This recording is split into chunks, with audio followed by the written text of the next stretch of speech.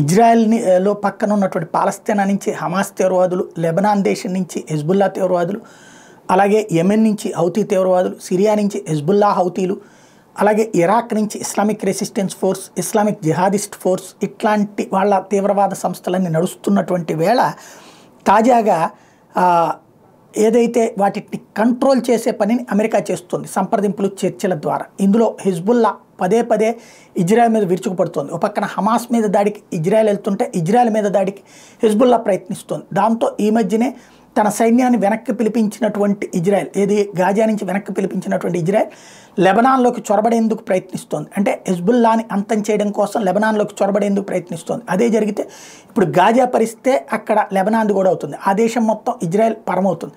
దాన్ని దృష్టిలో పెట్టుకుని పరిస్థితి చక్కదిద్దడం కోసం అమెరికా రంగంలోకి దిగింది.